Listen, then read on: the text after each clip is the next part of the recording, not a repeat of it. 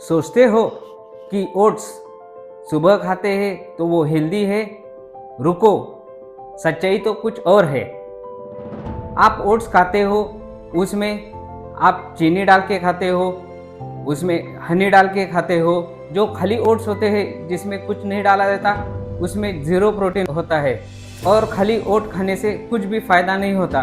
Flavoured oats मत खाओ और गलत टॉपिंग्स उस पर डालते हैं, उससे ओट्स अनहेल्दी होते हैं। तो हम ओट्स कैसे खाएं और ओट्स को हमारे लिए बेनिफिशियल कैसे बनाएं? ओट्स कर्ड के साथ मतलब दही के साथ खा सकते हैं, उससे प्रोटीन ऐड होता है। हम ओट्स चिया सीड के साथ भी खा सकते हैं, उसमें दही मिला के खा सकते हैं। और हम एक फ्रूट के साथ ओट्स खा सकते हैं। ये सब हेल्दी ऑप्शन है ओट्स खाने के। ऐसे ही इन्फॉर्मेटिव वीडियोस के लिए मुझे लाइक करो, शेयर करो, कमेंट करो, सब्सक्राइब करो, फॉलो करो।